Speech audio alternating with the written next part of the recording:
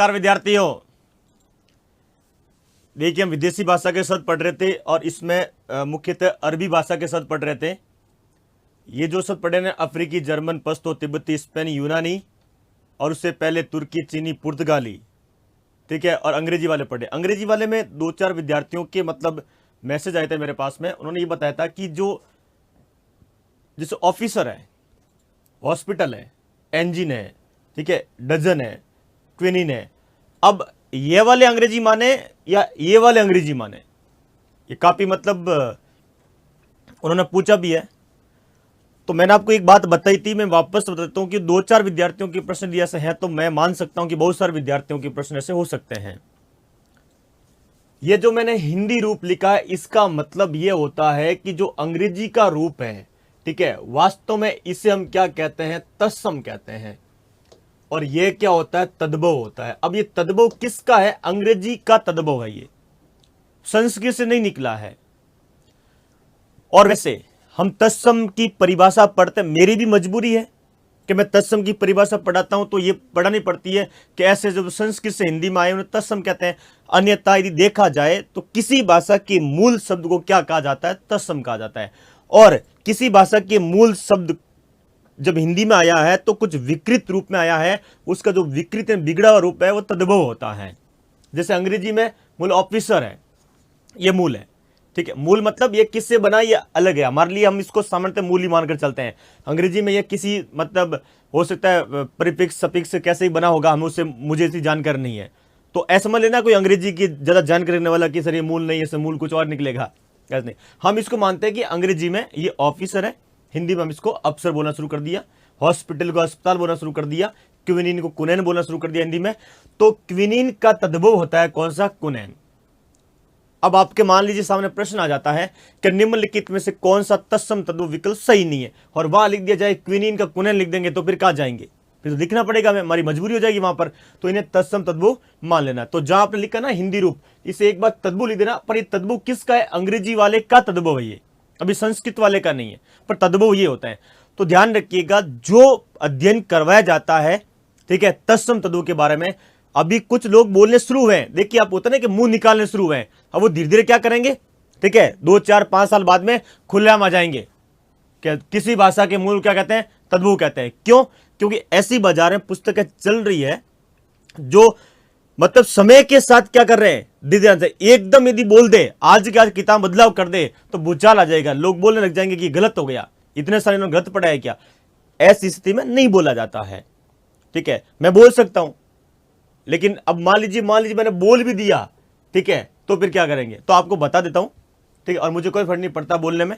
देखिए ऑफिसर, अफसर, ये तत्सम है और ये तद्भव है, ध्यान रखिएगा यदि परीक्षा में आ जाता है तो। और ऐसे पूछ ले कि अफसर शब्द कौन सा है, दर्जन कौन सा है, तो अंग्रेजी भाषा का मान लेना, कौन सा, अंग्रेजी भाषा का मान लेना। पर अब दर्जन तो बोलते, डजन बोलते हैं, हम दर्जन कहते ही नहीं है, ठीक है।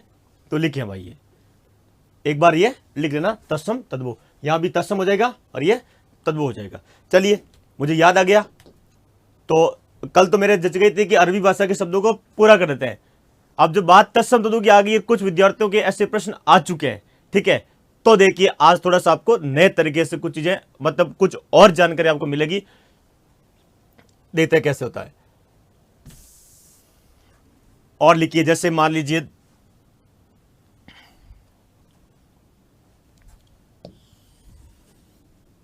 लिखिएगा, अरबी चल रही है,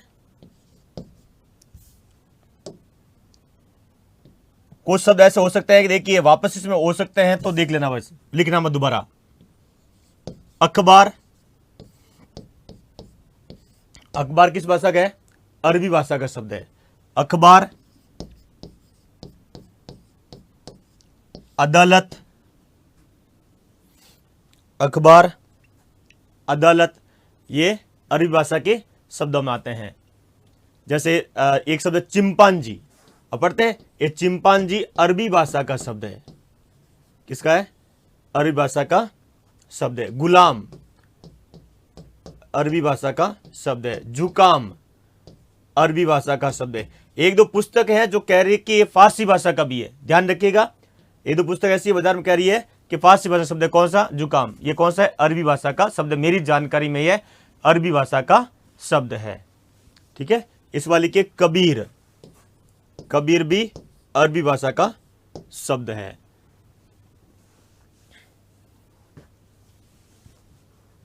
एक विद्यार्थी पूछ रहे हैं कि तलाक किस भाषा का शब्द है। देखिए तलाक अरबी भाषा का शब्द ही है, तलाक अरबी भाषा का शब्द है। लिखिए आप,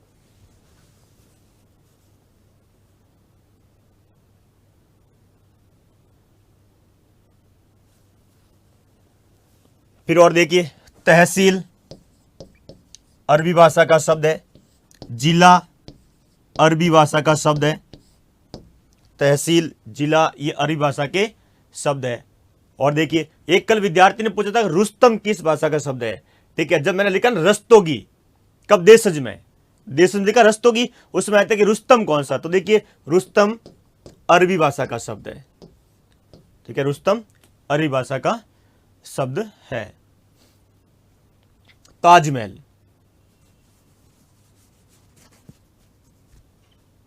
जैसे रुस्तम करीम, करीम, ताजमहल, ताजमहल भी अरबी भाषा का शब्द है, ताजमहल। जहनुम, ताजमहल जहनुम।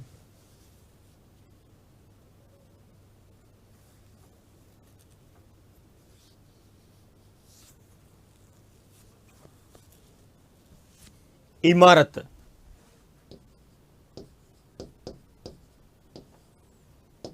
इंतकाल,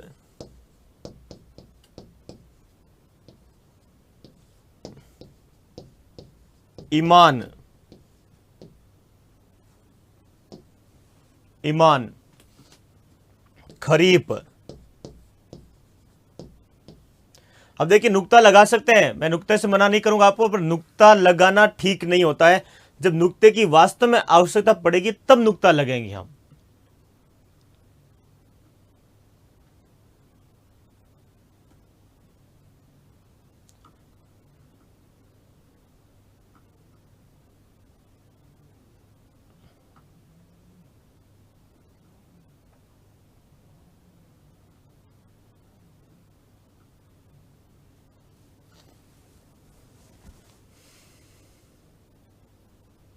लिख लिया आपने कि नए शब्द इन्हें जोड़ लीजिए।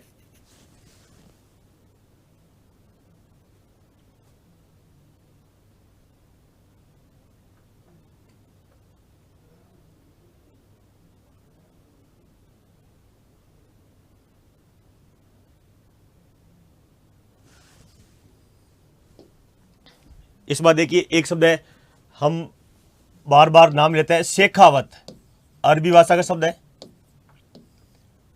शेखावत। तस्वीर, अरबी भाषा का शब्द है बुखार, अरबी भाषा का शब्द है नजराना, अरबी भाषा का शब्द है।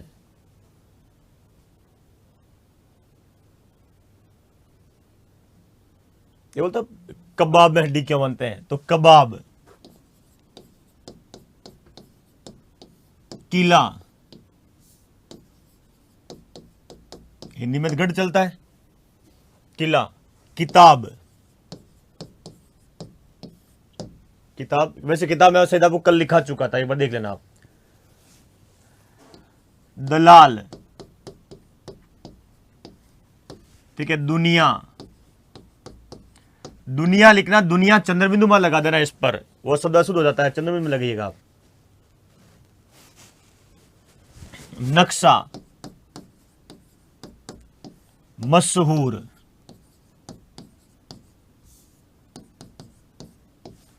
लैला मजनू बोलते हैं तो मजनू। देखिए मजनू शब्द शुद्धि का बहुत अच्छा उदाहरण है, चंद्रबिंदु लगता है इस पर, मजनू। ये लिखिए मुंशी, मुंशी।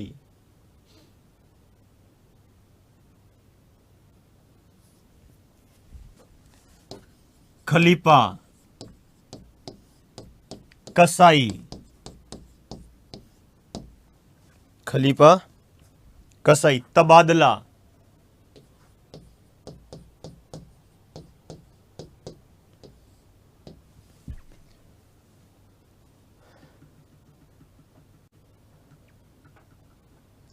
राठौड़ तद्भव शब्द है।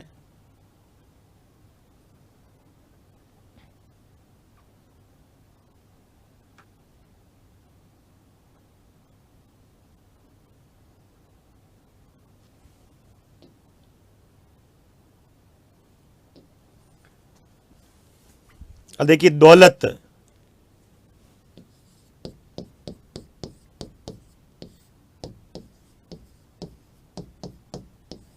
दिमाग,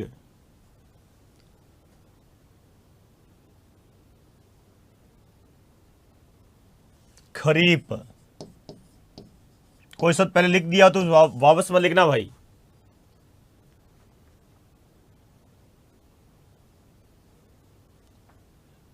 यार ऐसे प्रश्न मत करिए कि नोट्स को कितनी बार पढ़ूं तो मेरा सिलेक्शन हो जाएगा।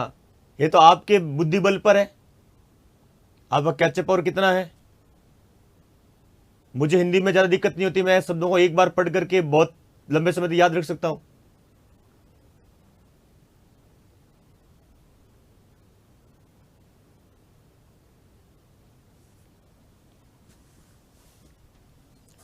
तो ये आपके लिए मतलब ये लिखिए ऐनक। ऐसे प्रश्न आप न करें। मुहावरा तो अरबी भाषा का ही शब्द है भाई, मुहावरा लिख दीजिए। लिखा है नहीं क्या मैंने वो कल, मुहावरा देख लीजिए, मुहावरा।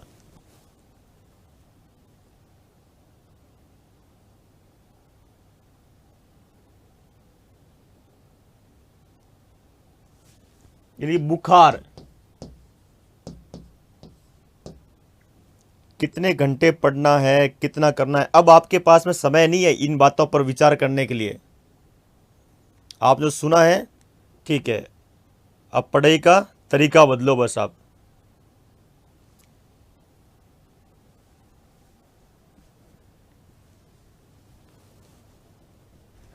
अब अधिकतम स्कोर कैसे कर सकते हैं इस पर ध्यान दो। एक बार कोर्स हो जाता है ये, मुझे लगता है कि 20 तारीख तक हो जाएगा कोर्स आराम से। देखिए 20 तारीख तक हमारा कोर्स एक बार आराम से हो जाएगा, इसमें किसी प्रकार कोई दिक्कत नहीं होने वाली है। 4-5 टॉपिक बचे हुए हैं और ज़्यादा कोई विस्तृत टॉपिक नहीं है। मैं कितना ही पढ़ूंगा तो भी पढ़ना आपको ही पड़ेगा, इस प्रकार के टॉपिक है अब, ठीक है। तो कोशिश रहेगी पढ़ूं, जैसे यहाँ पर भी तो पढ़ना आपको ही पड़ेगा। हो सकता है कि यहाँ जो जितने मैंने लिखा है उनमें से एक भी नहीं आए, मैं ऐसे भी नहीं कह सकता कि आएगा, क्योंकि ये तो शब्द भंडार है। हिंदी में हजारों शब्द चलते हैं, कौन शब्द आएगा इसकी जानकारी नहीं है। लिख लिया आपने, अभी नोट लिखिएगा आप। देखिए अरबी फारसी, रुकन माफ करिए, फारसी तो लिखा है नहीं हमने। देखिए अरबी तत्सम तथा उनके तद्भव। तद्भव को हम क्या कहते हैं, सामान्यतः हिंदी रूप लेकर चलते हैं।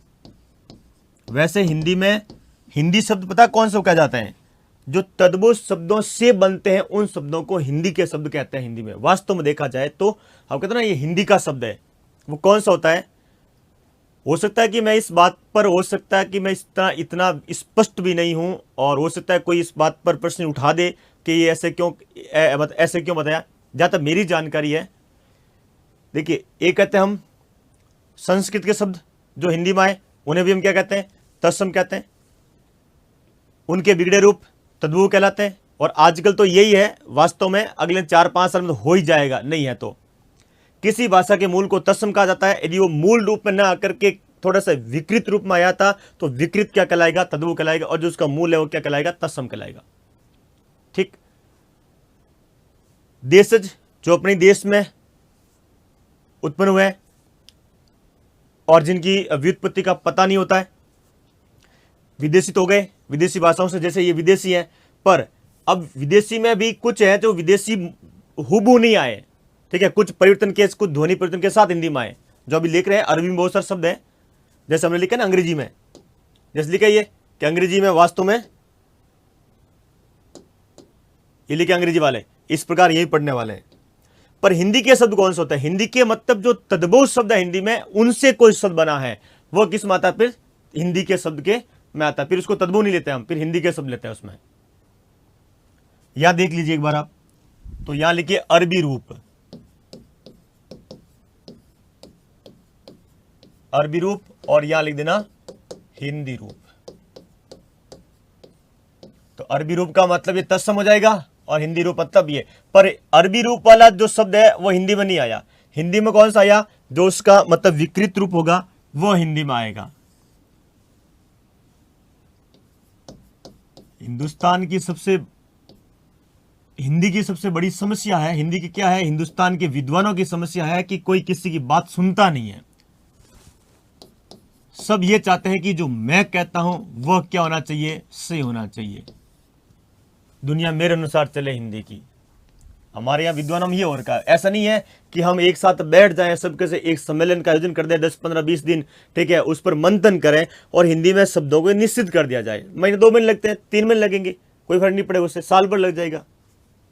पर हम ऐसा नहीं कर सकते, जबकि अंग्रेजी में ऐसा नहीं है, वहां एक रूपता चलती है।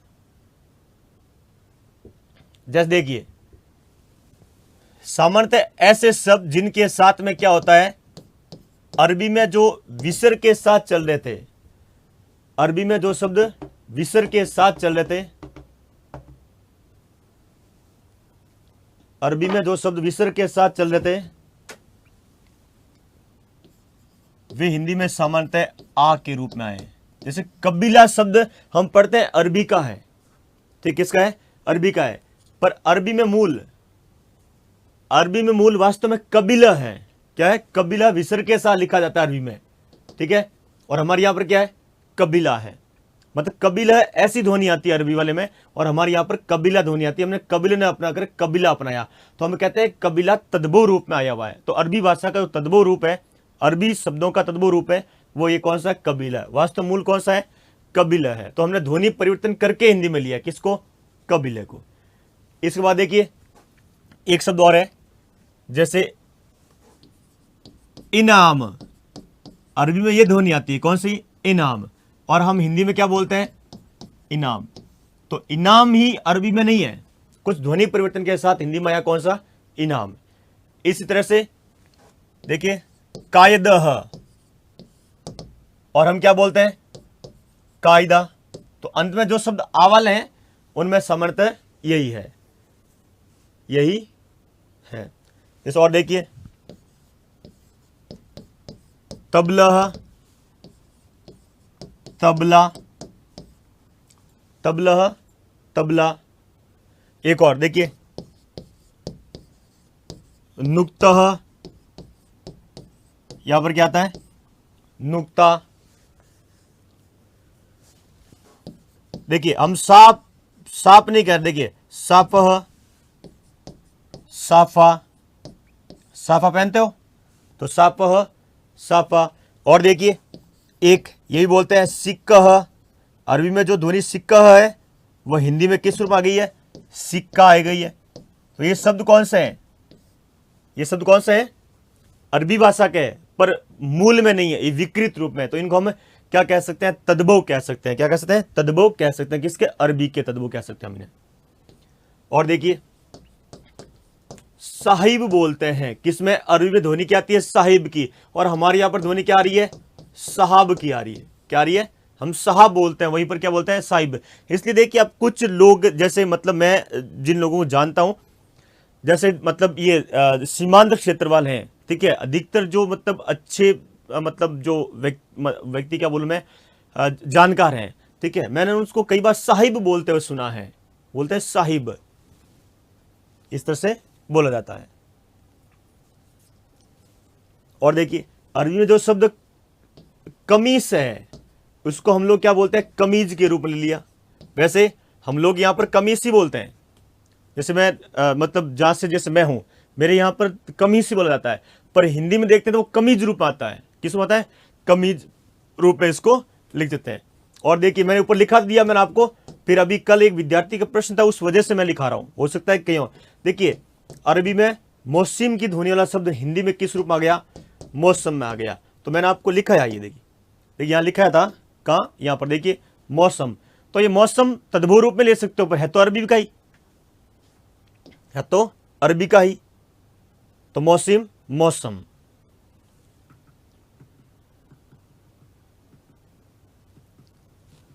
एक और लिखा था मैंने आपको, कौन सा, देखिए दहेज। वास्तव में जो दहेज है, ठीक है, ये अरबी में किस रूप में चलता है, जहेज रूप में चलता है। किस रूप में, जहेज। हमने इसको क्या बोलते हैं, हम इसे दहेज कहते हैं। तो विकृत रूप में आया हुआ है अरबी जहेज, हिंदी में दहेज रूप में प्रचलित है, दहेज रूप में प्रचलित है। और देखिए जो अरबी में सड़क है वो हिंदी में सड़क रूप में आया हुआ है। किस रूप में आया हुआ है, सड़क रूप में आया हुआ है। तो ये कुछ लिखा है मैंने, आपको लिख लीजिए। तो आप ये मत कहिए कि भाषाई ज्ञान नहीं है, ठीक है, मैं भाषा विज्ञान का विद्यार्थी हूं, आप इस चीज की चिंता मत करना। मुझे इस अच्छी खासी शब्दों की जानकारी है कि कौन शब्द कैसे बना, ठीक है, किस भाषा के मूल में है। मैं तो आपको केवल ऐसे के लिए पढ़ा रहा हूं कि ठीक है चल रहा है इसे। भाई ये चीजें आपने कभी पढ़ी नहीं होगी। हाँ, एक दो किताब में लिखा हुआ है, अंग्रेजी वाले कोई 2-4 उदाहरण लिख के छोड़ रखे हैं।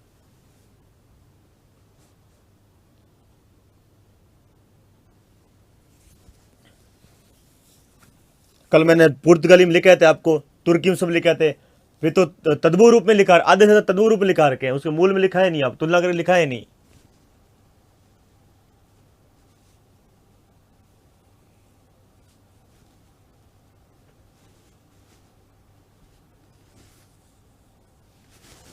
जैसे हम लोग बोलते हैं दवात बोलते हैं, वो अरबी में दावात शब्द है, उसको हम दवात बोलते हैं। और जहर, जो जह के नीचे नुक्ता लगा लिखने वाली ध्वनि माता जहर, ठीक है, उसको हम जहर बोलते हैं। देखिए आपको कौन सी परीक्षा देनी है तय आपको करना है। एक विद्यार्थी कह रहे हैं कि मेरे राजस्थान एसआई की परीक्षा 4 सितंबर और 5 सितंबर को हरियाणा एसआई की है, तो ये स्वविवेक आपका काम रखिए, ये खुद के स्वविवेक से काम लीजिए। मैं इसमें आपको कोई सलाह नहीं दे पाऊंगा। मैं ये कहूंगा कि जो बढ़िया तैयारी है उसको दीजिए आप। मुझे थोड़ी पता आपकी तैयारी किसमें ज़्यादा है, जिसमें अच्छी तैयारी आपकी वह दीजिए। ऐसे प्रश्न खुद से करें, आप पाठ्यक्रम देखें।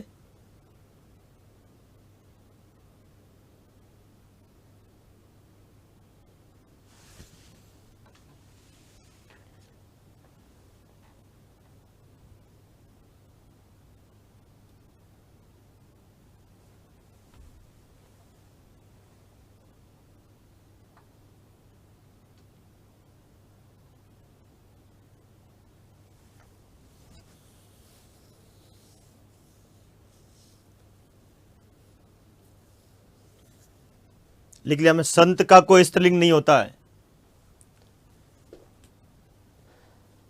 संत का कोई स्त्रीलिंग नहीं होता है।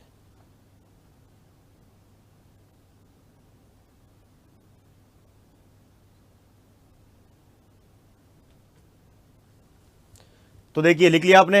अब लिखिए अंतिम, लिखिएगा फारसी भाषा के शब्द, लिखिए यहां पर फारसी।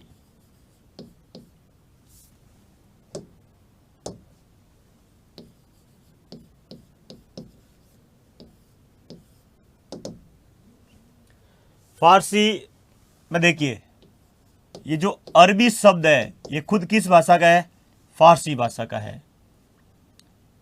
फारसी शब्द है किस भाषा का है, फारसी भाषा का है। ईरान शब्द है किसका है, फारसी भाषा का है। हिंदी शब्द किसका है, फारसी भाषा का है। ये लिखिए आप।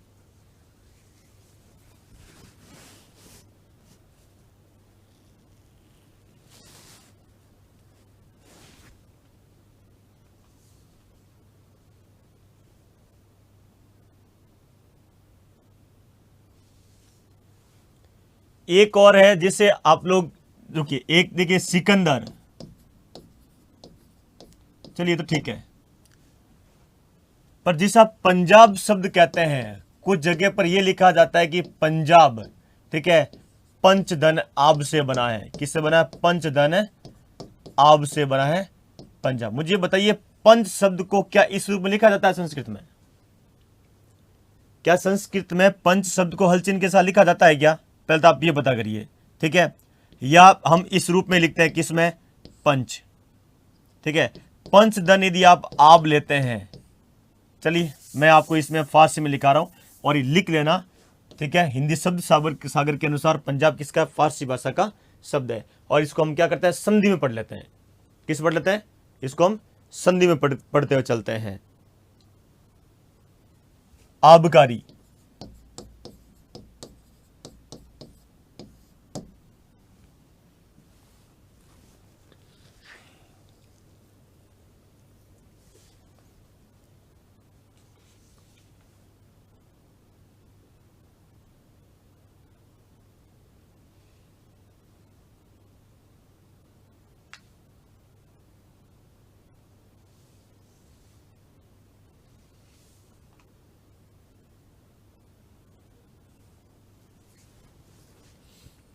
और देखिए खुदा,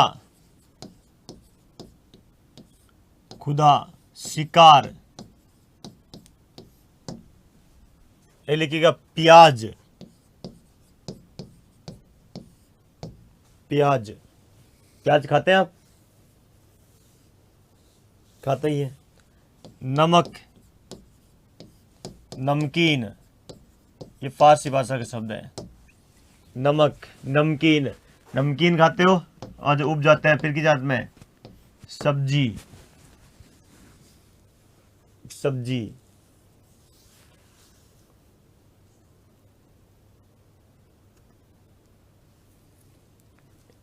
एक शब्द लिखा होता है कुछ पुस्तकों में फीता, किसमें? पुर्तगाली में लिखा हुआ है, ठीक है।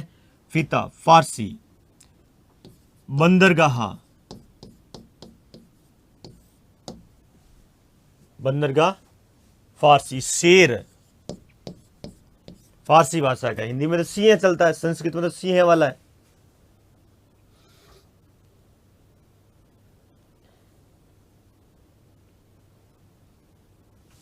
और देखिए अंगूर। एक अचार शब्द को भी कहां लिखा था? एक पुस्तक देखा था मैंने, शायद में से पुर्तगाली में लिखा था अचार।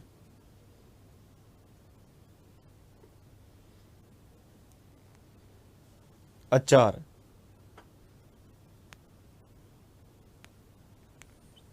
नाश्ता, दूरबीन।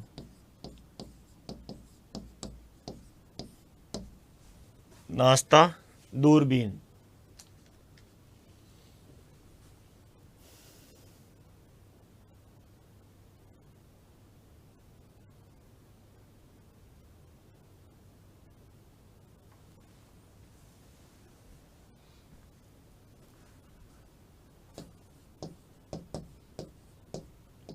कबूतर,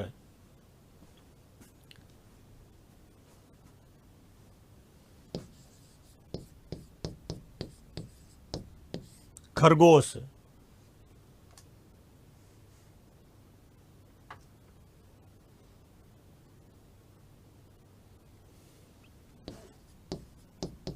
जवान, जहांगीर।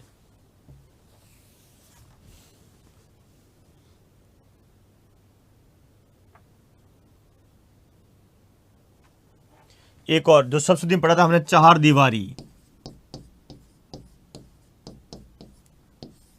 चार दीवारी, खुफिया,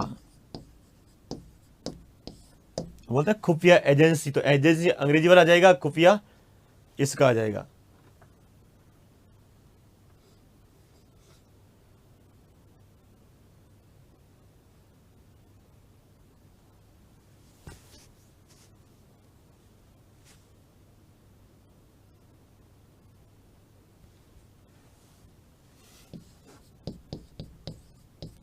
जानवर, तकिया। खाविंद लिखते हैं, खाविंद, खाविंद। खाविंद का हिंदी में अर्थ होता है पति, ठीक है। बीवी, जिसे लोग बीबी भी कहते हैं, ठीक है, बीवी।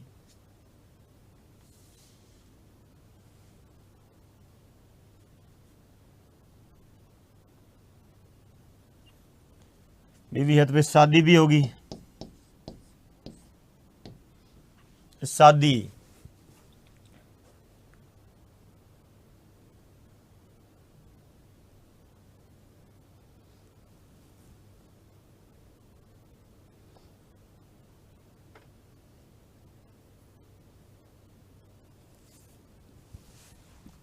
सरासर, सरेआम,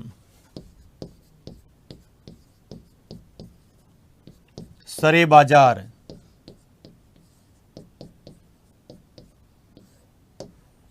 सरेआम, सरे बाजार। गुलदस्ता,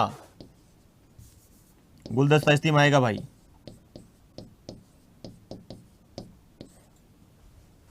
गुलदस्ता।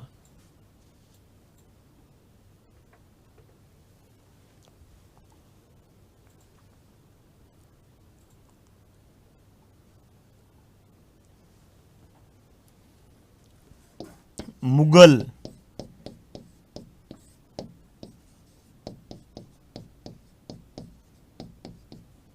मुसलमान, मुगल, मुसलमान।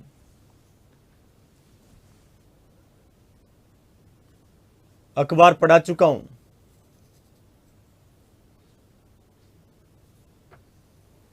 अखबार पढ़ा चुका हूं मैं।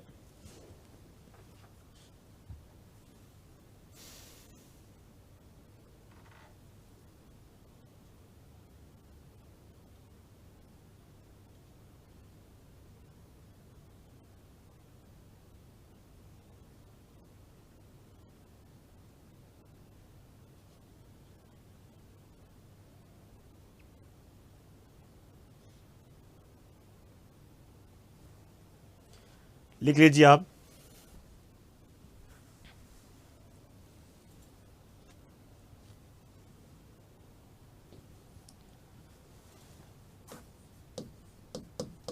मकान, मैदान, खानदान, खुशबू,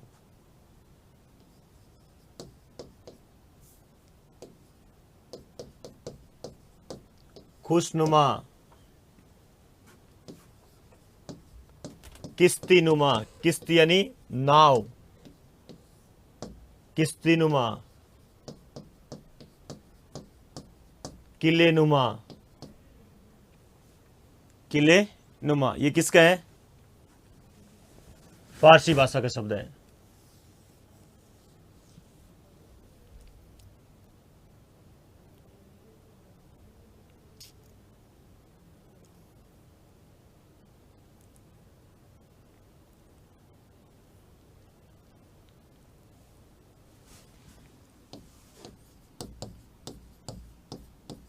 शुतुरमुर्ग,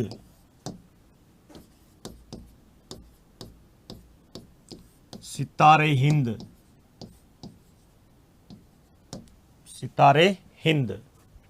ये फारसी भाषा का शब्द है।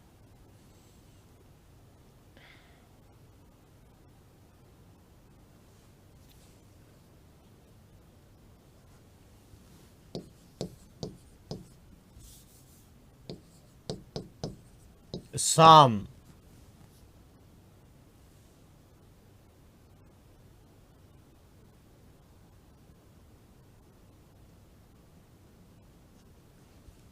शाबाश, रास्ता, शाबाश, रास्ता।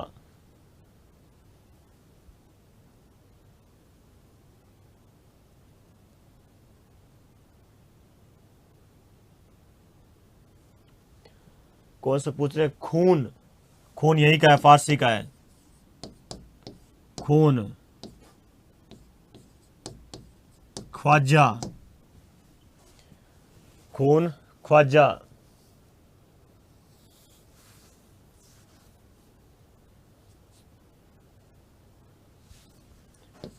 रुमाल, रेग। रेग तो नहीं पूछेगा आपसे। रेग का मतलब देखिए, रेगिस्तान जरूर पूछ सकता है। रेगिस्तान, रेगिस्तान किससे बना है? रेगदन स्थान से बना है। रेगदन स्थान से बना है। जो रेग का अर्थ होता है, रेग का अर्थ होता है बालू। रेग अर्थ क्या होता है? बालू। बालू का स्थान रेगिस्तान। तो रेग तो नहीं पूछेगा आपसे, पर रेगिस्तान जरूर पूछ सकता है।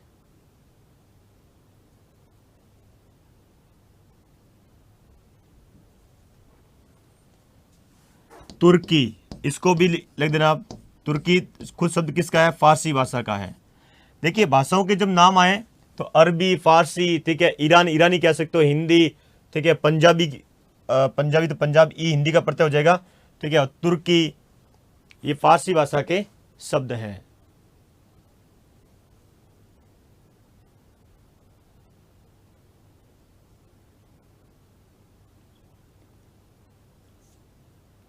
खलीफा दुकान में लिखा चुका हूं। और खुराक, खुराक फारसी भाषा का ही है। खुराक फारसी भाषा का ही है। बंदरगाह भी लिखा चुका हूं मैं। बंदरगाह फारसी भाषा का ही लिखा है, नहीं क्या मैंने ऊपर?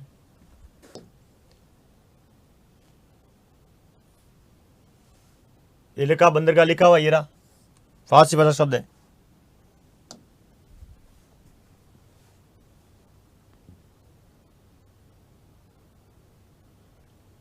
बंदरगाह।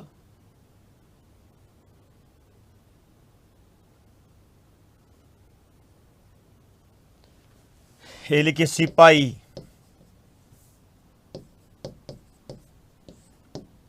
सालगिरह। सिपाही सालगिरह।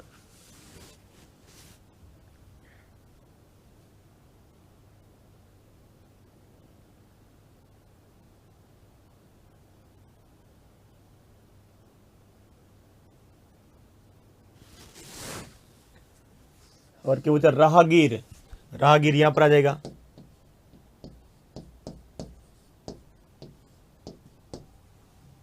राहगीर।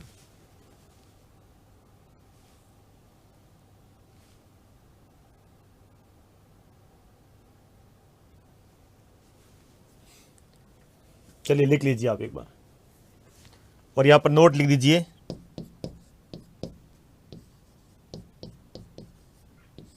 फारसी तत्सम तथा उनके तद्भव हिंदी रूप। कुछ ही है, ज्यादा नहीं है। जब हमने लिखना शुरू कर दिया है तो एक अंतिम मिला है, अंत में इसको पढ़ लेते हैं।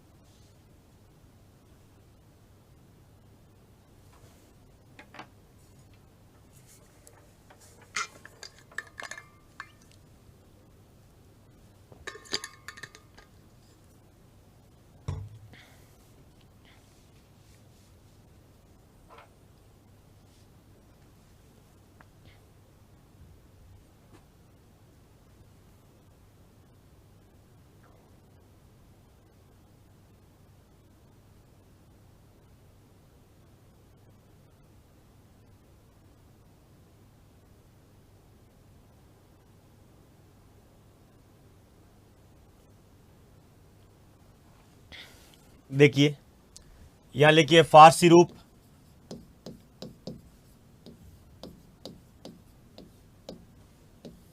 और इस तरफ लिखना हिंदी रूप।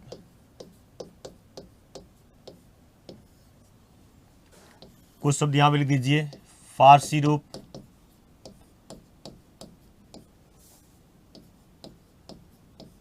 और इस तरफ लिखिए हिंदी रूप।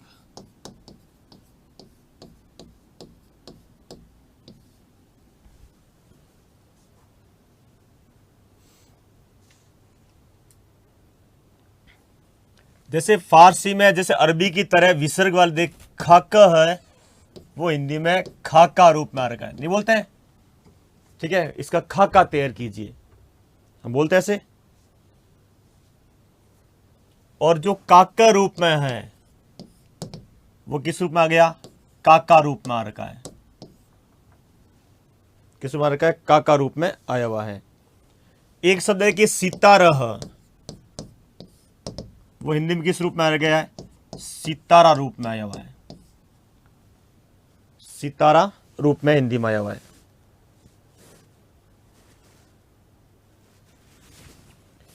जो फारसी बागच शब्द है, जो बागच ध्वनि है, वो हिंदी में वास्तव में बागीचा होना चाहिए था, पर हम इसको बगीचा रूप में ले रहे हैं। किस रूप ले रहे हैं? बगीचा रूप में ले रहे हैं इसे हम। बागीचा, बागच है जो शब्द है, होना तो बागीचा होना चाहिए था, पर हम इसको बगीचा रूप में ही पढ़ रहे हैं, तो बगीचा लिख दीजिए आप।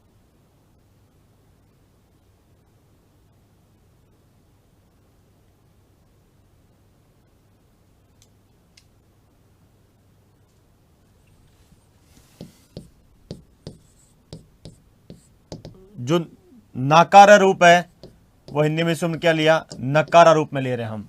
किस रूप में? नकारा, जबकि नाकार रूप लेना चाहिए था इसे, पर नकार रूप में चल रहा है ये।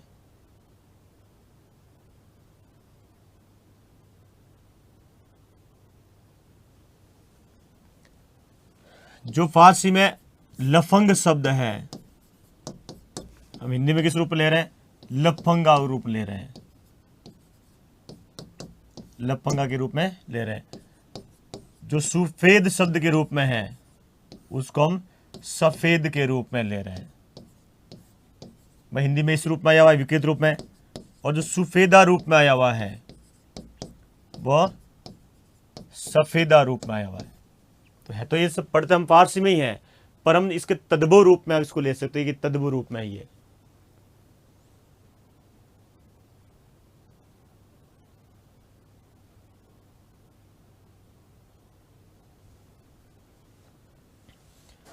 जो फारसी गुलाला शब्द है, हिंदी में गुलाल रूप में आया हुआ है। किस रूप में आया है? गुलाल रूप में। फारसी फर्दनवीस शब्द है, वो हिंदी में हम फड़नवीस के रूप में ले रहे हैं। किस रूप में? फड़नवीस रूप में ले रहे हैं हम, मतलब ये इस रूप में ग्रहण किया गया है। फारसी चप और रास्त से बना हुआ जो शब्द है फारसी में, इसको हम हिंदी में चपरासी के रूप में लेकर चल रहे हैं। चपरास्त नहीं बोलते हम इसको, चपरासी की ध्वनि।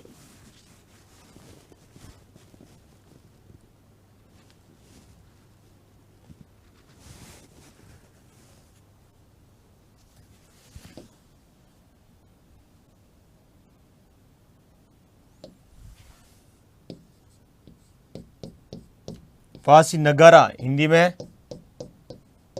नगाड़ा रूप में चल रहा है। फारसी पुदीने शब्द है, वो हिंदी में पुदीना के नाम से चल रहा है, मतलब इसकी ध्वनि हम लोग पुदीना रूप में अपने ही है। पुदीना, पुदीना।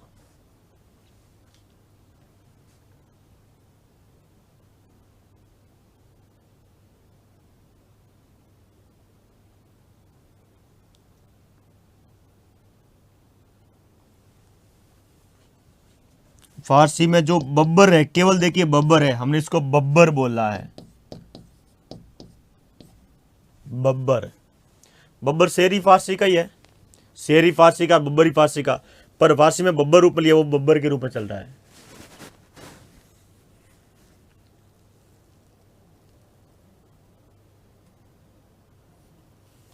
जिस कल पढ़ा था हमने दरोगा, तुर्की वाला, वो वास्तव में दारोगा के रूप में चलता है, जब हम लोग इसको दरोगा के रूप में पढ़ रहे हैं हम यहाँ पर।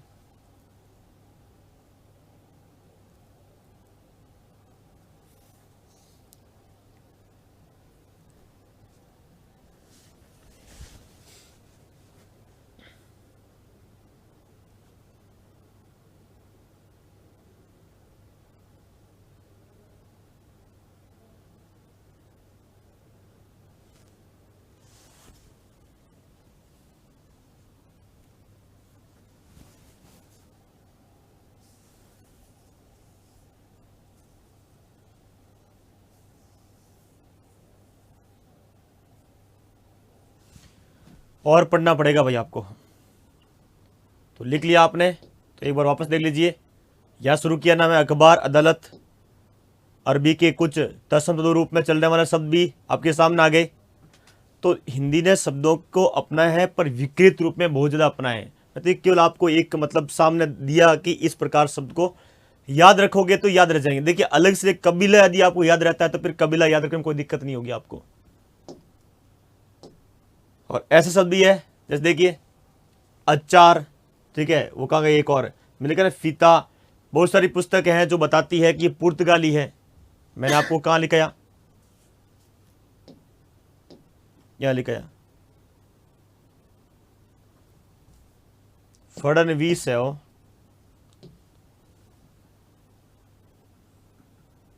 यहाँ पर फड़नवीस कर देना।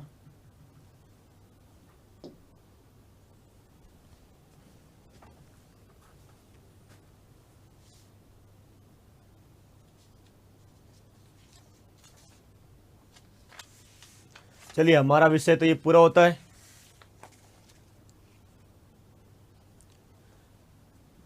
नए विषय लिखिए विलोम शब्द।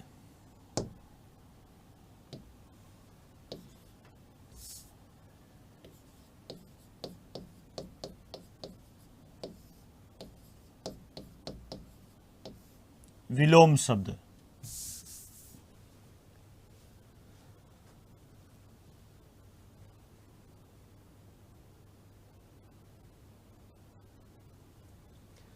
विलोम शब्द कौन से होते हैं? जो विपरीत अर्थ देने वाले शब्द होते हैं।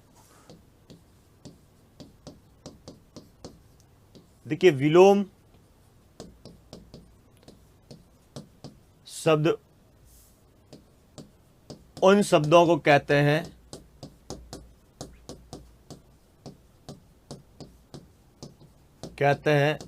जो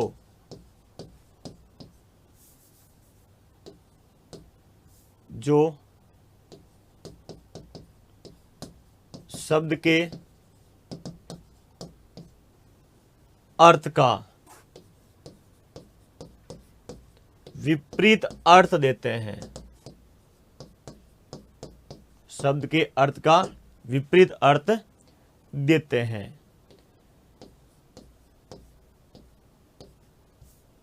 एक शब्द के एक से अधिक, देखिए एक शब्द के एक से अधिक विलोम शब्द हो सकते हैं। विलोम शब्द हो सकते हैं। ये ध्यान रखिएगा, एक शब्द के एक से अधिक विलोम शब्द हो सकते हैं। तो कई बार क्या होता है, किसी पुस्तक में विलोम कोई और देर का होता है, ठीक है। जैसे मान लीजिए मैं बात करता हूं यहां पर, जैसे दाता शब्द के अंदर लिख दिया जाए कि दाता का विलोम क्या होगा, तो दाता का विलोम क्या हो सकता है? सूम। और कहीं कहीं क्या लिखा होता है, सूम न लिख करके क्या लिखते हैं? कृपण लिख देते हैं, ठीक है। या फिर कंजूस लिख देते हैं, क्या लिखते हैं? कंजूस। तो ये ध्यान रखिएगा, एक से अधिक विलोम हो सकते हैं। राजा का रानी लिख सकते हैं, राजा का रंग लिख सकते हैं। तो एक से अधिक विलोम हो सकते हैं। ऊपर क्या लिखा? किसी शब्द के अर्थ का विपरीत अर्थ देने वाले शब्द कौन से होते हैं? विलोम होता है, चाहे एक हो चाहे एक से अधिक हो। इन्हें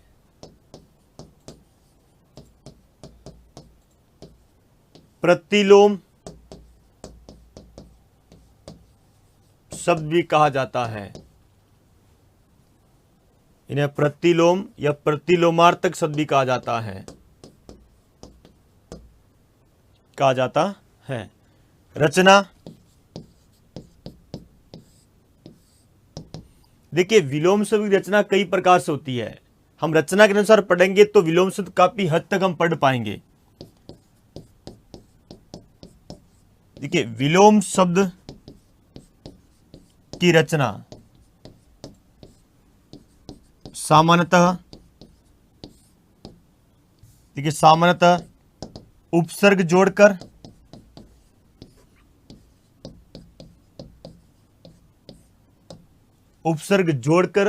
या सीधे लिखते हैं। विलोम शब्द की रचना सामान्यतः निम्नलिखित लिखते हैं। फिर ये बिंदु हम पढ़ लेते हैं अलग से।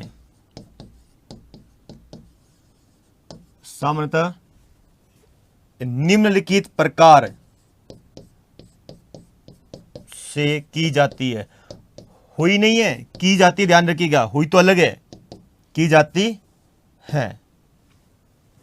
लिखे यहां तक आप।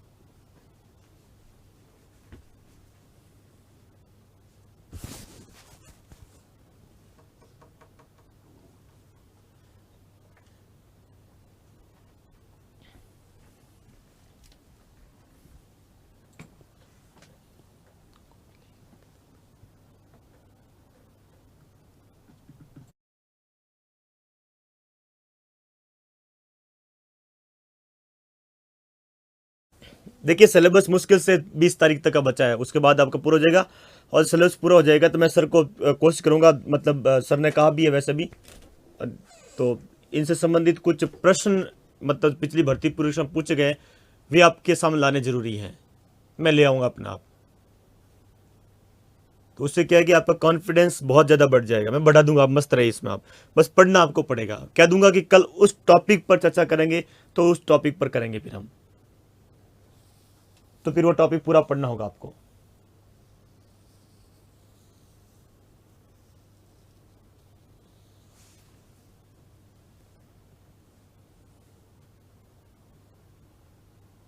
लिख लिया? अब देखिए पहला बिंदु लिखिएगा, उपसर्ग के सहयोग से विलोम शब्द की रचना।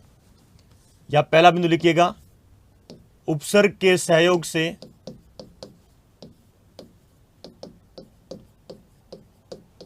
देखिए उपसर्ग के सहयोग से मतलब क्या होता है? उपसर्ग को जोड़कर, उपसर्ग के सहयोग से, या लिख सकते हो उपसर्ग जोड़कर। यदि सहयोग शब्द में आए तो उपसर्ग जोड़कर विलोम शब्द की रचना।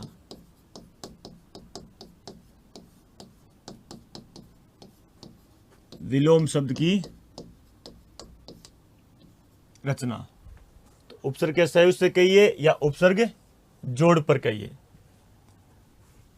उपसर्ग कौन से जोड़ेंगे? देखिए सबसे पहले देखिएगा, अ उपसर्ग जोड़ते हैं। अ उपसर्ग, अ उपसर्ग जोड़ कैसे करते हैं? जैसे छूत शब्द है, छूत का विलोम क्या होता है? अछूत। छूत का विलोम कौन सा होगा? अछूत होगा। अच्छे शब्द हैं, जैसे देखिए निवार्य, निवार्य का विलोम क्या होगा? अनिवार्य। निवार्य का विलोम क्या होगा? अनिवार्य होगा। अब देखिए मेरे लिए भी इतनी है कि मैं इतनी चीजें मैं भी याद नहीं रख पाता हूं, चीजों की जानकारी होती है पर इतनी मुझे भी नहीं है कि ठीक है कि मैं 100 200 सीधे रट कर राजनाओं को पढ़ा दूं। ठीक है, तो मैं भी एक मतलब मानव ही हूं, मस्तिष्क क्षमता जितनी आपकी उतनी मेरी है। पर हाँ, यदि किसी को देख लेते हैं तो उसका पता होता है कि इसका विलोम यह होता है। ठीक है, तो अब आप थोड़ा लिखने का काम करिएगा। मैं खुद आपको जितने हो सकते लिखा देता हूं। अब गति बढ़ाना लिखने की, ठीक है, लिखने की गति बढ़ाना। देखिए क्षर, क्षर का अर्थ होता है नष्ट। ठीक है, नष्ट होने वाला। इसका विलोम क्या होगा? अक्षर होगा। अब यदि आपसे पूछ ले कि अक्षर का विलोम क्या होता है, तो अक्षर खुद किस अक्षर का विलोम है, तो फिर इसका विपरीत अर्थ देने वाला तो यही होगा। भाई सामान्य होता है कि यह देखकर आपसे यह पूछता है, परीक्षक अधिकतर क्या करता है? यह देखकर यह पूछता है, यह देखकर यह कम ही पूछता है। यह ध्यान रखना आप, किस में क्या पूछ सकता है मैं दोनों बता दूंगा आपको। अधिकतर क्या होता है कि आपको यह देगा और फिर यह पूछेगा, जैसे अनिवार्य दिया और अनिवार्य पूछ लेगा आपसे। अब ऐसे नहीं पूछता कि अनिवार्य देकर के निवार्य नहीं पूछेगा आपसे, अनिवार्य देकर वापस से ऐच्छिक पूछ लेगा। ठीक है, वैकल्पिक इस तरह से आ जाएंगे। तो अभी तो शुरुआत कर रहे हैं हम, विलोम शब्द पढ़ने की शुरुआत कर रहा हूं। जब पूरा पढ़ेंगे ना तब आपके पास इतना मतलब संग्रहण हो जाएगा विलोम शब्द का, आपको कहोगे सर इससे बाहर तो मैं मुझे पढ़ने आवश्यकता नहीं है, मेरी इस विषय के प्रति समझ उत्पन्न हो गई है और मैं खुद कर लूंगा। मैं यहां तक लेकर आने मतलब यहां तक पहुंचने की कोशिश करूंगा आपको। तो लिखिए, अगला लिखिए।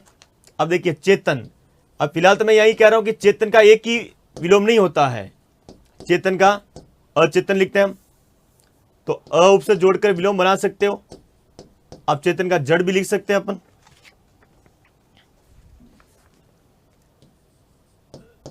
था का विलोम क्या होता है? अथा होता है, था का अथा होगा। भाव का विलोम क्या होगा? भाव का विलोम होगा अभाव, भाव का अभाव विलोम होगा। गोचर, गोचर का विलोम क्या होता है? अगोचर। गोचर का विलोम क्या होता है? अगोचर होता है। गोचर, अगोचर।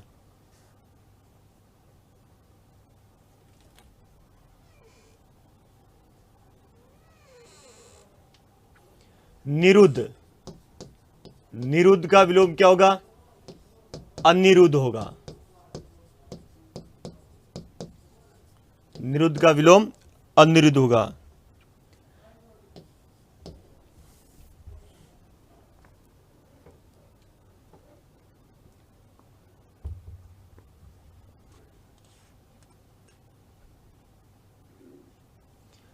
देखिए काल का विलोम क्या होगा? काल का विलोम क्या होगा? अकाल होगा। अब अकाल का विलोम वापस सुकाल भी होता है। देखिए अकाल तो होता ही होता है, साथ में मतलब सुकाल भी होगा, वो भी आगे आ जाएगा। तो एक से अधिक वाला ध्यान रखना, एक से अधिक हो सकता है। जीर्ण, जीर्ण का विलोम क्या होगा? अजीर्ण होगा। हम बोलते हैं जीर्ण, देखिए जीर्ण शीर्ण अवस्था है।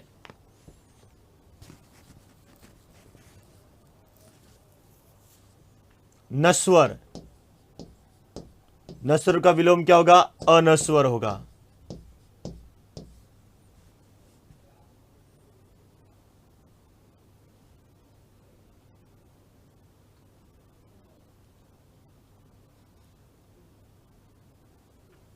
देखिए पदस्थ, विलोम होता है अपदस्थ। पदस्थ, अपदस्थ, जब इसको अपदस्थ बोलते हैं हम, जो कि ये अपदस्थ में आता है। भूतपूर्व का विलोम क्या होता है?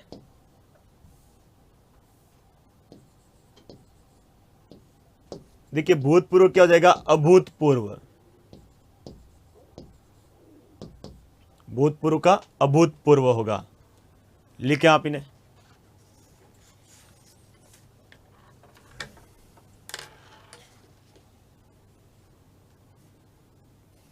तो कोशिश कर रहा हूं कि 1 घंटा यदि आपके साथ अधिकतम कक्षा चल जाए तो कोई फर्क नहीं पड़ेगा। जो पढ़ा रहा हूं विलोम सूत्र पहले उनको पढ़ लेना, ठीक है। उसके बाद में यदि कोई एक आध पुस्तक पढ़ोगे तो मुश्किल से आपको मतलब 20-30 आपको मिलेंगे अलग से। बाकी एक विद्यार्थी कह रहा है कि स्वीकार का अस्वीकार होता है। जो आपको जानकारी है फिर उनको मत पढ़ो आप।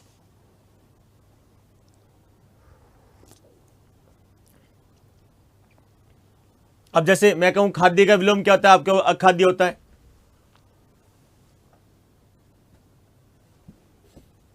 कारण का विलोम क्या होता है? अकारण होता है।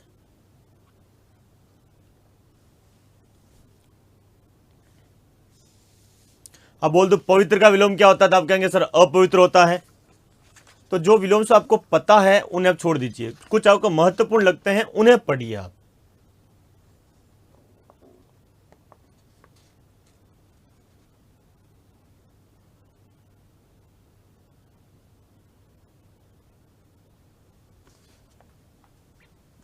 लिख लिया आपने? तो देखिए अगला, भक्ष्य का विलोम क्या होगा? अभक्ष्य होगा। भद्र का विलोम क्या होगा? अभद्र होगा। अभद्रता आ जाए तो भी अभद्रता हो जाएगा। मान लीजिए यहां पर भद्रता आ जाता है शब्द, तो क्या हो जाएगा? अभद्रता हो जाएगा। वैसे कोष्ठ में क्यों लिख रहा हूं कि आपने केवल प्रत्यय लगाकर यहां पर शब्द दिया, प्रत्यय लगाकर शब्द को पढ़ा आपने। कारण का विलोम क्या होगा? कारण का विलोम होगा अकारण। कारण का विलोम होगा अकारण।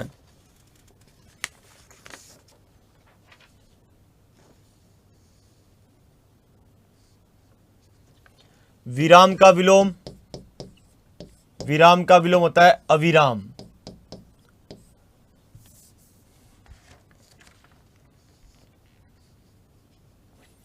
देखिए श्लिष्ट का विलोम, ये एक बार आरपी से सेकंड ग्रेड में पूछा था कि श्लिष्ट का विलोम क्या होता है। सलिष्ट का विलोम होता है असलिष्ट। सलिष्ट का विलोम होगा असलिष्ट।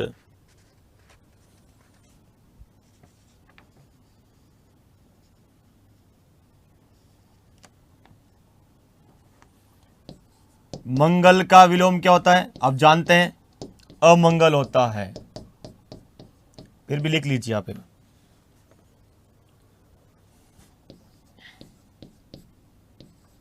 देखिए वैध का विलोम क्या होता है, अवैध होता है। वैध का विलोम अवैध होता है। तो अवैध किसका विलोम है, वैध का विलोम है। सलील का विलोम कौन सा होगा, अश्लील। नहीं बोलते हैं कि अश्लील हरकतें की है, तो अश्लील का विलोम सलील होगा। विलंब का विलोम अविलंब होगा। आपसे पूछेगा अविलंब, विलंब, तो सही है।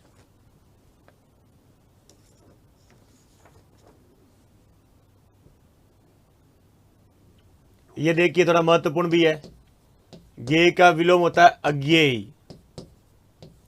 ज्ञेय का विलोम होता है अज्ञेय होता है।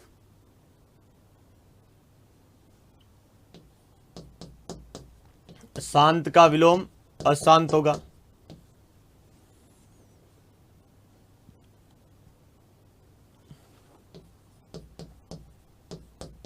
मान्य का अमान्य हो जाएगा।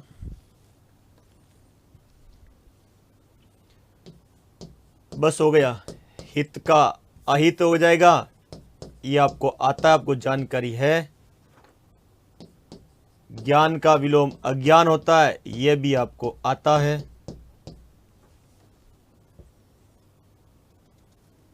एक और लिख दिए, स्थिर का विलोम अस्थिर हो जाएगा। तो अ में बहुत सारे थे, तो इनमें इनसे ज्यादा अ वाले पढ़िए मत आप, मुझे नहीं लगता आपको कोई दिक्कत होगी।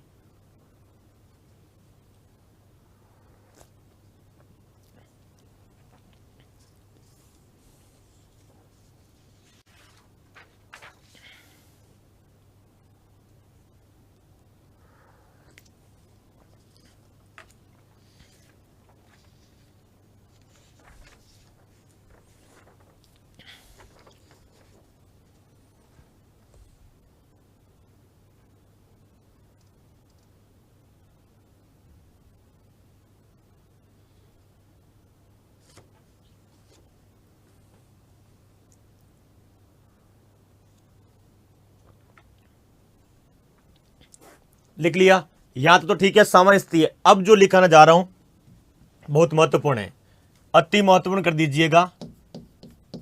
अनुपसर्ग। अब किसका सहयोग ले रहे हैं, अनुपसर्ग का सहयोग ले रहे हैं। एक तो अनुपसर्ग है और दूसरा इस तरफ लिख लीजिएगा अनुपसर्ग।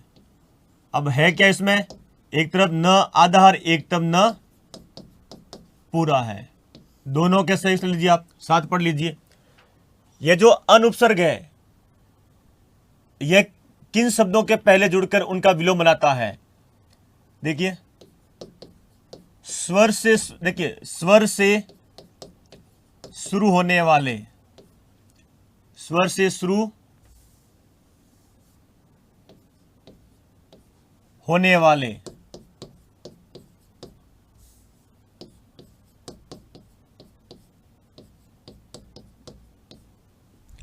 तत्सम शब्दों के पूर्व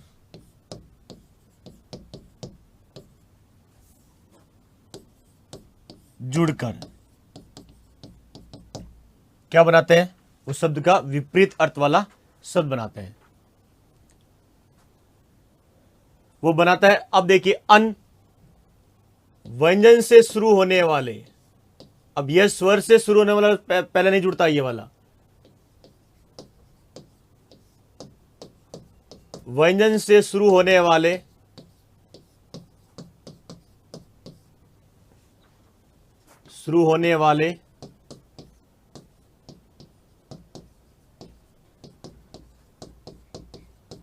तद्भव शब्दों के पूर्व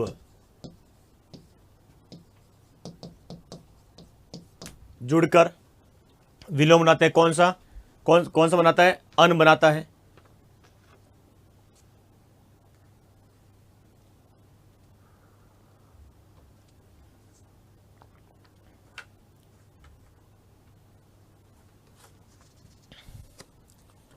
जस्ट देखिए, यहां देखना कि अंत का विलोम क्या होगा। यदि आप लोगे कि अंत का विलोम क्या होगा, तो हम कहते हैं कि अंत का अनंत होगा। यहां पर क्या किया आपने?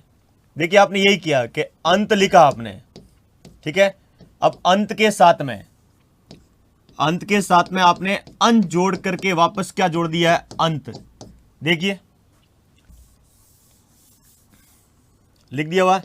देखिए, अन धन है अंत बराबर क्या बन जाता है? अनंत बनता है।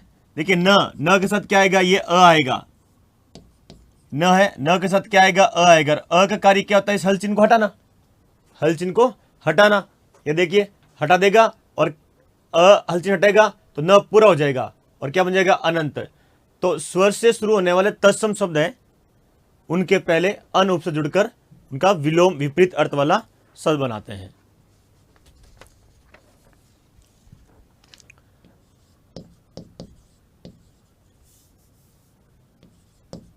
देखिए, अधिकार का विलोम क्या होगा? अनधिकार होगा। अनधिकार होता है। यहां पर एक शब्दशुद्धि है।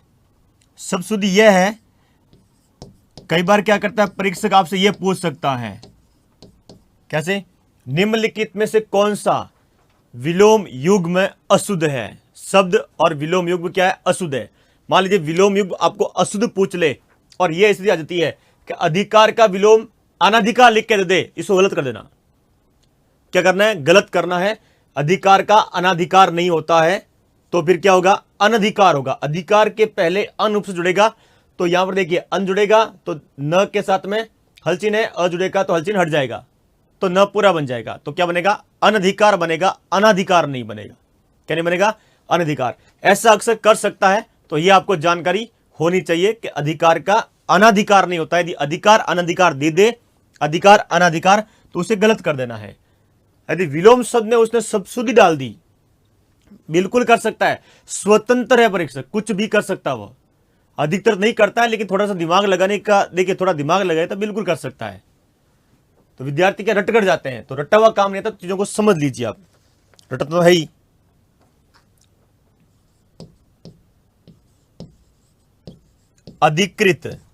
अधिकृत का विलोम क्या होगा? अनधिकृत होगा। जिस प्रकार आपने अनाधिकार गलत किया है, अशुद्ध शब्द हुआ है, इसी तरह से देखिए अनाधिकृत भी यदि दे सकता है, नहीं दे तो इसे गलत कर देना है। अनाधिकृत नहीं होता है।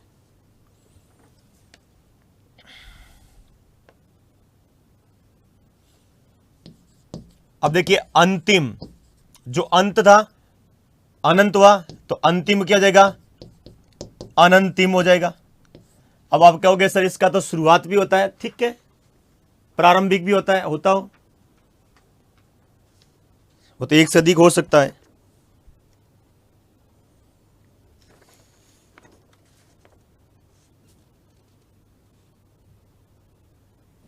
जैसे ये वाला देखना, गिनत तद्भव शब्द है, ठीक है, और यहां पर क्या देगा? अनगिनत। मतलब हिंदी का शब्द क्या सकते हम? गिनत, अनगिनत। मेल, तो कुछ कहता है सर बेमेल भी होता है। भैया अनमेल भी तो होता है, मेल अनमेल होगा। गढ़ का विलोम क्या होगा? अनगढ़ होगा। क्या होगा? अनगढ़ होगा।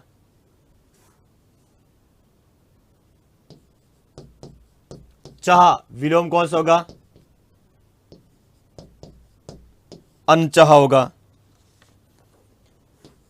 पढ़, ये हम कह सकते हैं पढ़ा हुआ, जैसे इसको लिखा चाह हुआ भी कह सकते हैं। तो यहां पर यह भी हो सकता है कि पढ़ा हुआ क्या होगा? अनपढ़ होगा। आप ये भी कह सकते हैं कि हुआ भी हो सकता है, देखिए गिना हुआ अनगिनत, मेल हुआ, ठीक है, मिला हुआ अनमेल, तो मेल का अनमेल ही बोलते हैं।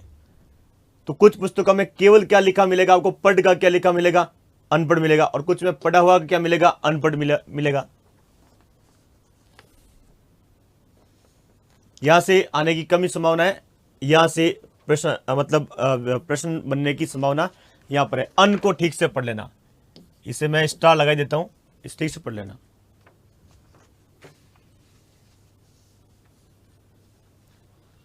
तो उस अन को तो आप एक बार छोड़ दीजिए, वो इतना पढ़ लिया समझ लिया इससे बहुत है।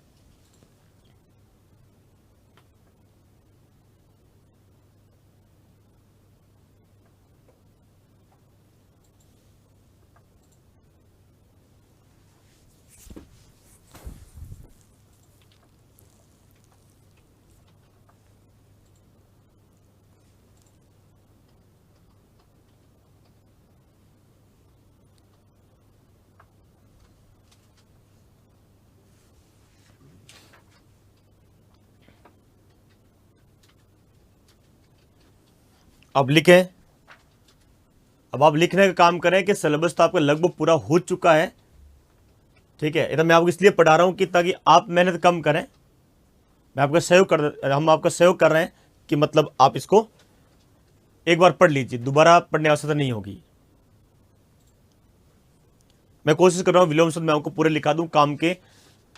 मुझे ऐसा लगता है कि विद्यार्थी को यह चीज पढ़नी चाहिए, वह लिखूंगा। मुझे जब ऐसा लग जाएगा कि यह बात विद्यार्थी को आती है तो फिर उसे छोड़ दूंगा।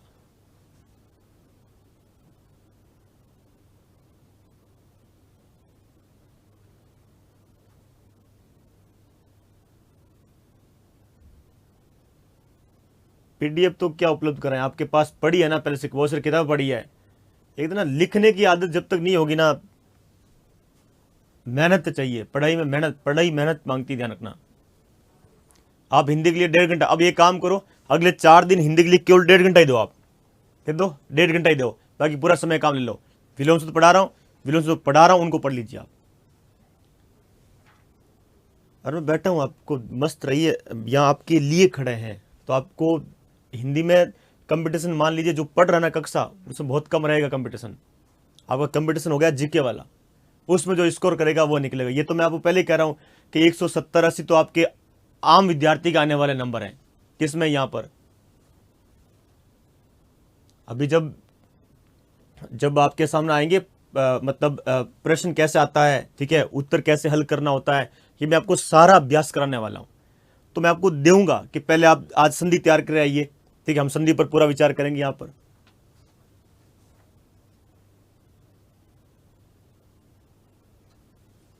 लिख लिया आपने, ठीक है। अब देखिए, उससे तो मैं देता हूं विराम, और इस अन वालों लिखिए। जैसे असुइया का विलोम क्या होता है, देखिए असुइया का विलोम होता है अनसुइया, असुइया का विलोम होता है अनसुइया होता है।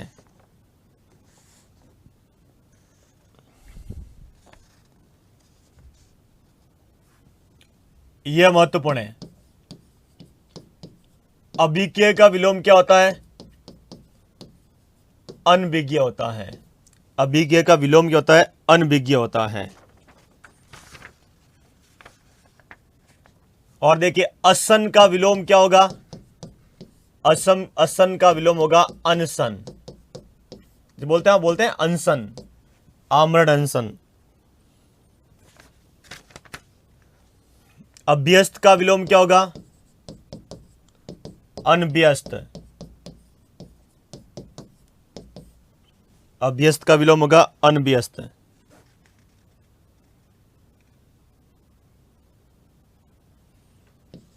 अभिहित का विलोम क्या होगा, अनभिहित। अभिहित का अनभिहित हो जाएगा। अहर्ता का विलोम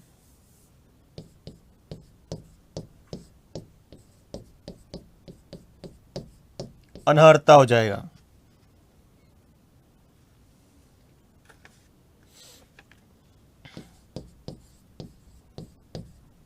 अर्जित का विलोम अनर्जित होगा।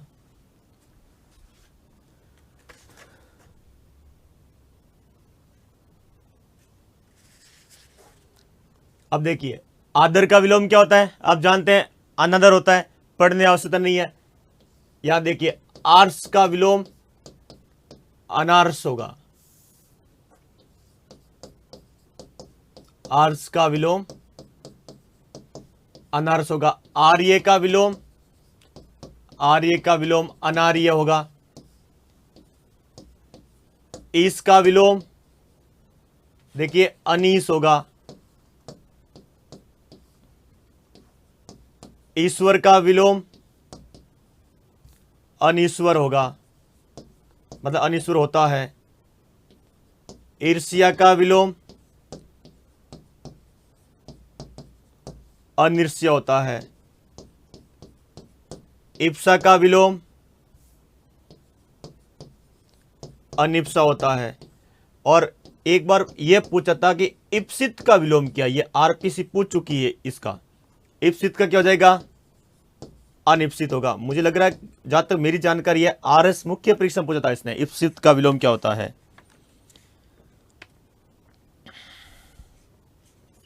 और देखिए ईस्ट, ईस्ट का विलोम क्या होगा, अनिष्ट होगा।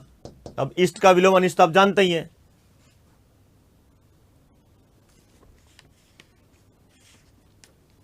रित का विलोम देखिए, रित का विलोम होगा अनरित, अनरित होगा। उर्वर का विलोम देखिए, उर्वर का वैसे स्वर जोड़ उपसर्ग जोड़ के लेते हैं तो अनुर्वर आता है, ठीक है, पर बंजर भी तो होता है। और ऊढ़ा का विलोम अनुढ़ा होता है।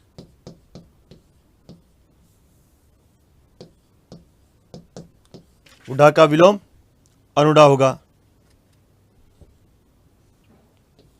आर्द्र का विलोम अनार्द्र होगा।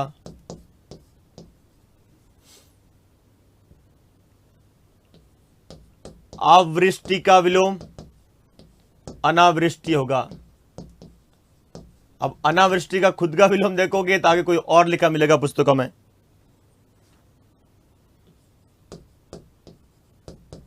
आचार का विलोम अनाचार होता है।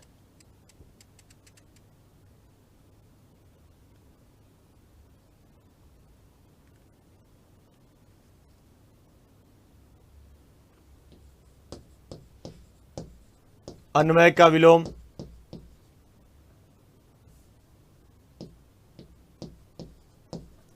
अनन्वय होता है। ये लिख लीजिए आप।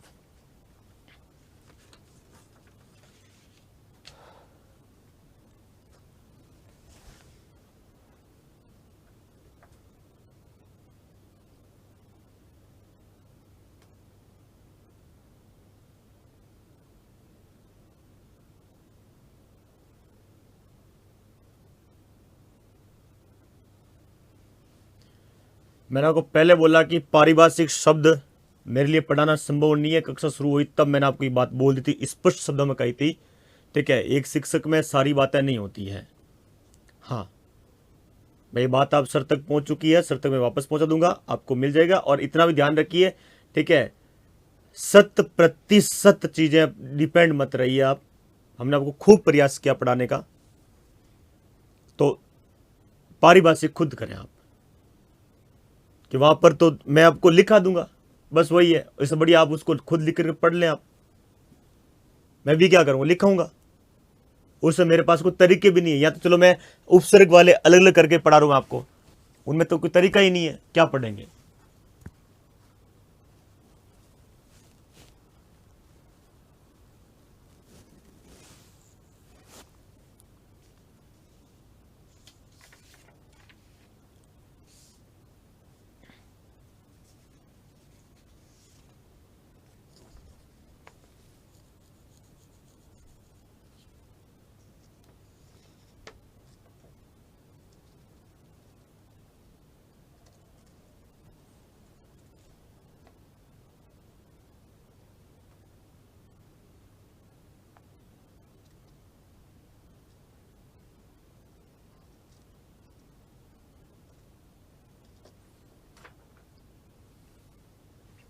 लिख लिया आपने।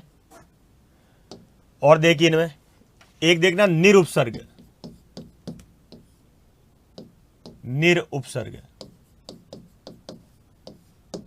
अब निरुपसर्ग जोड़ोगे तो यहां ध्यान रखना निरुपसर्ग के साथ में ई प्रत्यय का प्रयोग अशुद्ध होता है।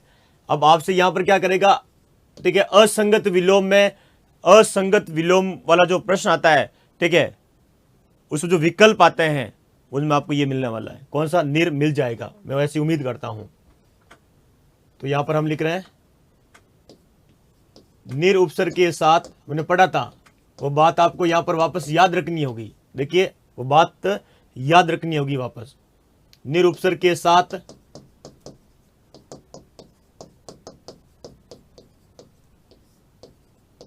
ए प्रत्यय का प्रयोग अशुद्ध होता है, अशुद्ध होता है।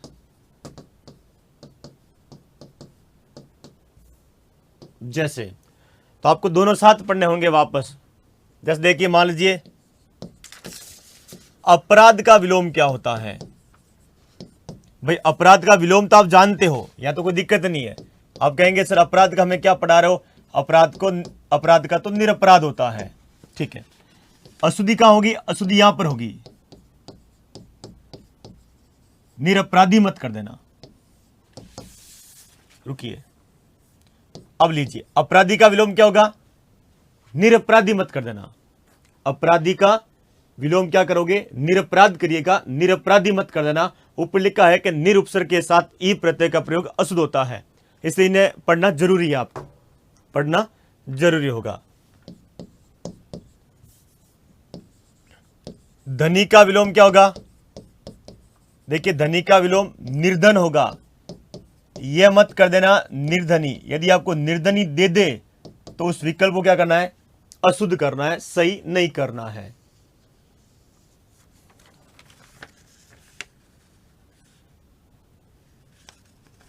उत्साही, तो उत्साही का निरुत्साह करिएगा, निरुत्साही मत कर दीजिएगा।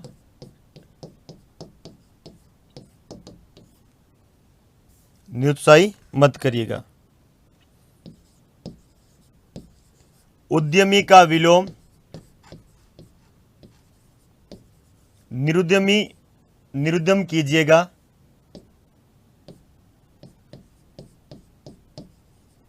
निरुद्यमी मत करना,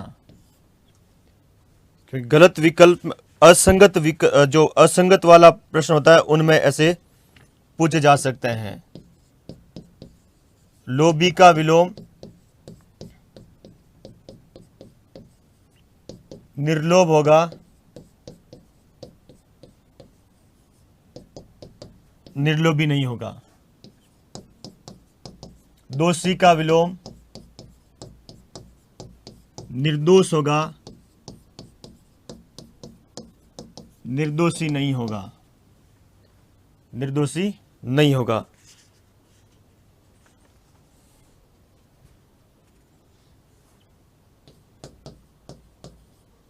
गुणी का विलोम निर्गुण होगा, निर्गुणी नहीं होगा।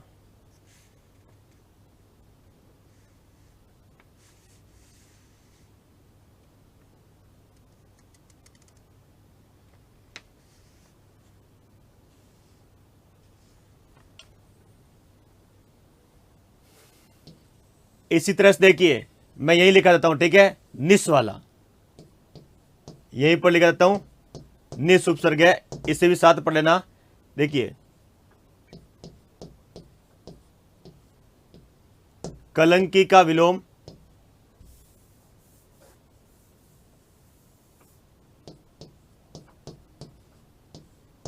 निस उपसर्ग के साथ पढ़ लीजिए। जैसे देखिए कलंकी मिल जाता है तो कलंकी का निष्कलंक होगा,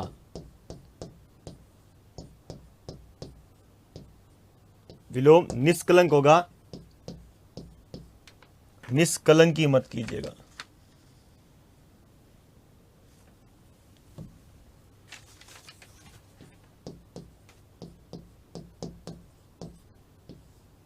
ये अशुद्ध कर दीजिए आप।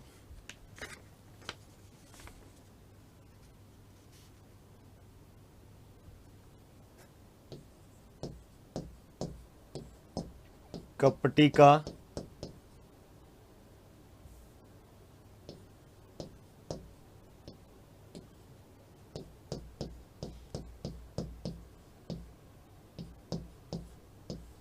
निष्कपटी काट दीजिए।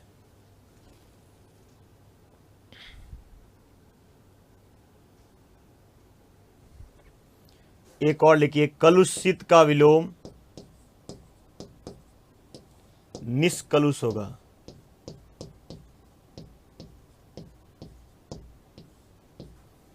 निष्कलुषित नहीं होगा।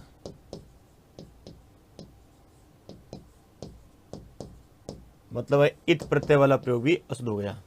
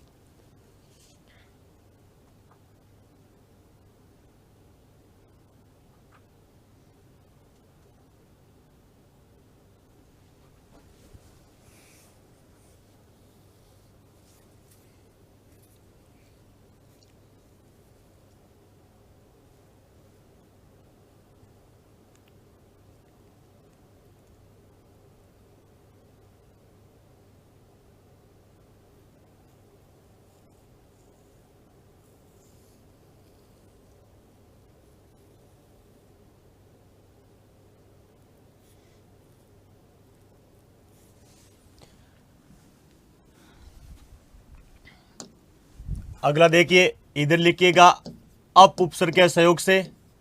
यहां से भी अच्छा प्रश्न बनता है, बहुत ज्यादा भर्ती परीक्षा पूछा गया है।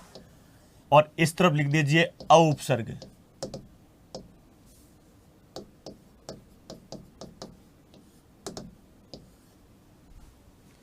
जैसे देखिए कीर्ति,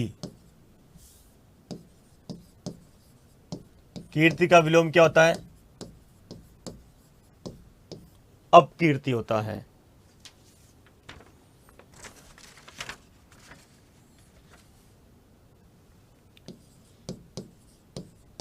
शकुन का क्या होगा? अपशकुन होता है। संस्कृत का देखिए, संस्कृति का विलोम क्या होगा? अपसंस्कृति होगा।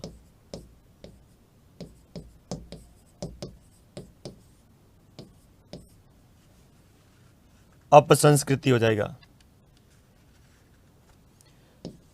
क्रिया का देखिए, क्रिया का प्रतिक्रिया भी होता है पर अपक्रिया भी होता है। आज तो गलत मत करना इसे। और बाकी आप जानते हो कि यश का क्या होता है? अपयश होता है। मान का क्या होता है? अपमान होता है। वाद का क्या होता है? अपवाद होता है। ये तो आपको जानकारी है, तो मत पढ़िए, इन्हें पढ़ने की आवश्यकता ही नहीं है। अव को देखिएगा, जैसे कृपा, कृपा का विलोम क्या होगा? क्या होता है? अव कृपा होता है। जैसे देखिए तल, तल का विलोम क्या होता है? अवतल होता है।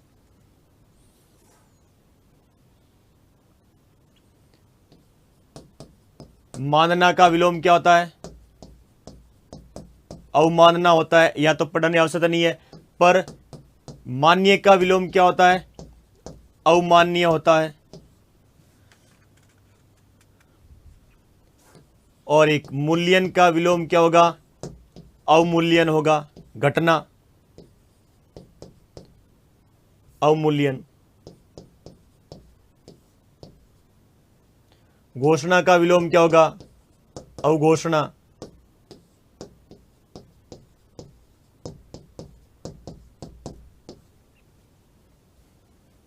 ये लिखे आप, मतलब कल पूरा करा दूंगा विलोम। कल पूरे दिन विलोम शब्द चलेंगे। देखिए कल विलोम शब्द ही चलने वाले हैं, तो विलोम शब्द एक बार घर पर बैठ के पढ़ लेना। भले ही 15-20 मिनट 30 मिनट लगे आपको पढ़ने में, कम से आधा घंटा तो पढ़ लेना। अभी तक मैंने आपको किसी विषय में ये नहीं बोला कि आप मेरे पढ़ने से पहले पढ़ें आप।